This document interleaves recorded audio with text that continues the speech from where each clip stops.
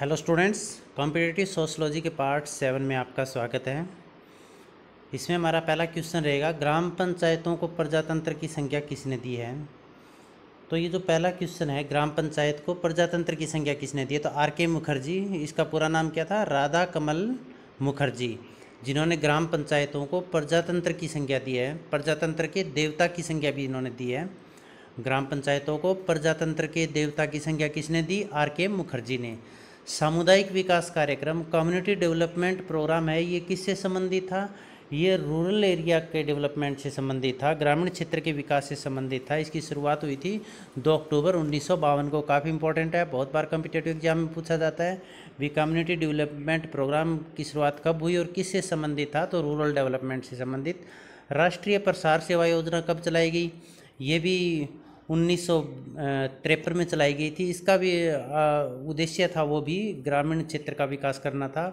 अब पंचायती राज की जो त्रिस्तरीय व्यवस्था है, इसकी सिफारिश किस समिति ने की थी, तो इसकी सिफारिश किस समिति ने की थी, बलवंत राय मेहता समिति।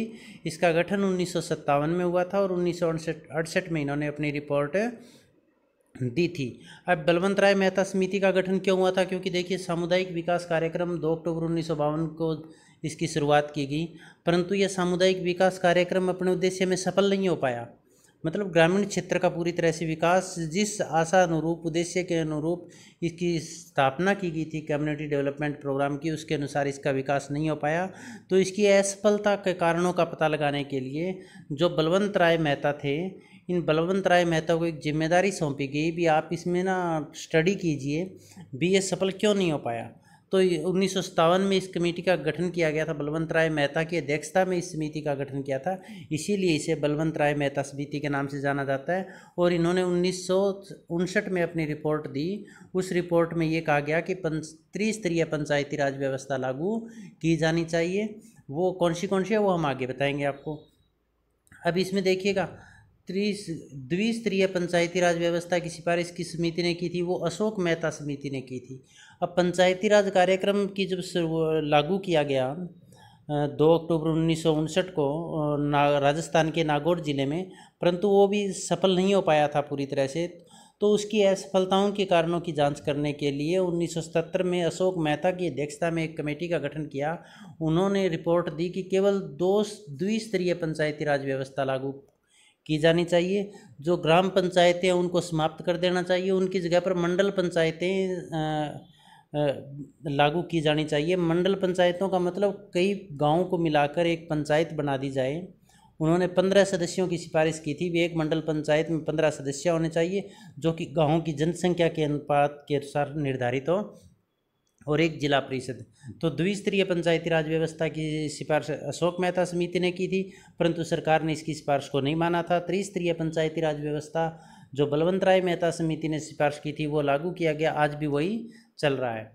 अब इसके बाद क्वेश्चन है अपना, पंचायती राज से संबंधित 73वां संवैधानिक संशोधन संपूर्ण देश में कब लागू किया गया, तो 73वां संवैधानिक संशोधन 1992 के नाम से जाना जाता है ये, परंतु इसको लागू संसद में ये प्रस्ताव 1992 में पारित किया गया।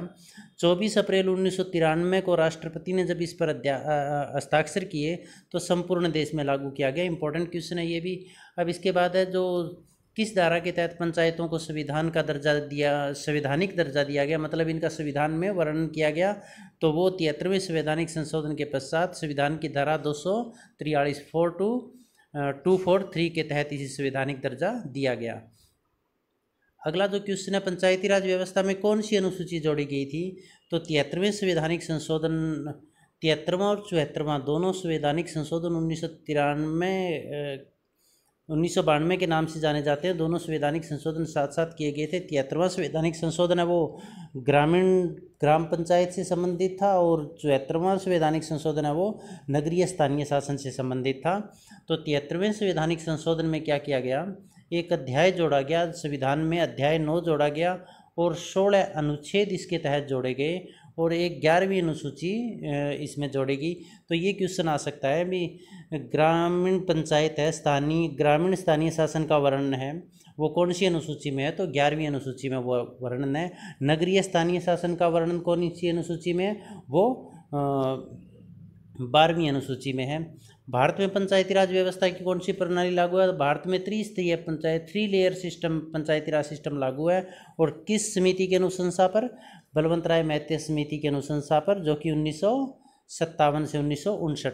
अब इन्होंने क्या कहा था भी, निम्न स्तर पर तो ग्राम पंचायतों का गठन किया जाए प्रत्येक गांव में, मध्यम स्तर पर पंचायत समिति जो कि खंड या ब्लॉक स्तर पर जो विभिन्न पंचायतों से मिलकर बने, और जिला स्तर पर जिला परिषद का गठन किया जाए। इसके बाद 73वें संवैधानिक संशोधन 1992 में, ये 92 क्यों लिखा है? क्योंकि 92 में पास किया गया था, लागू 1993 में किया गया था। इसे में स्थानीय शासन संस्थाओं को कितने विषयों पर निर्णय लेने की स्वतंत्रता दी गई?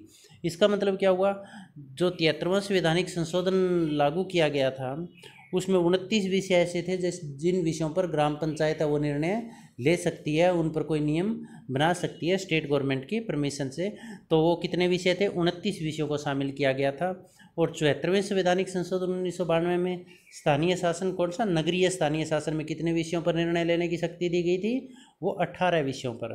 तो 74वें संवैधानिक संशोधन में 18 विषय और 73वें संवैधानिक संशोधन में 29 विषय। इसको ध्यान से रखना है आपको। 73वें संवैधानिक संशोधन के तहत महिलाओं को जो आरक्षण दिया गया था वो कितना आरक्षण था? तो वो 1/3 आरक्षण दिया गया था। कुल सीटों का 33% पद उनके लिए आरक्षित किए गए थे।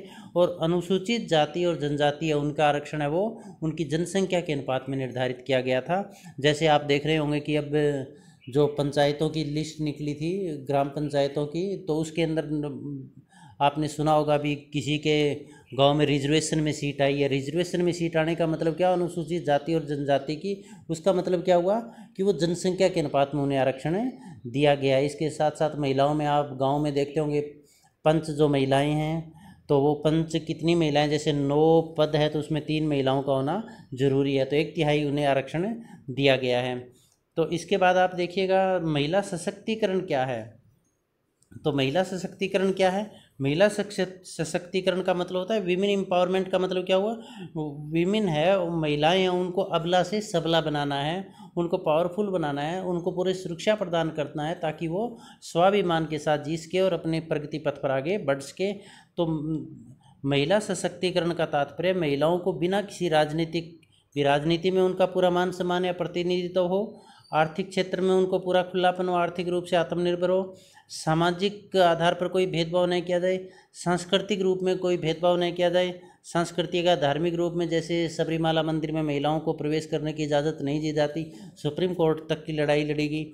लैंगिक भेदभाव के असमानता का अवसर और बिना किसी लैंगिक भेदभाव, सामाजिक आर्थिक इन किसी भी भेदभाव के बिना समानता का अवसर और सुरक्षा प्रदान करना, जिससे महिलाएं आत्मविश्वास से परिपूर्ण होकर अपने स्वाभिमान से प्रगति पथ पर आगे बढ़ सके। इसे क्या कहा गया? महिला सशक्तिकरण।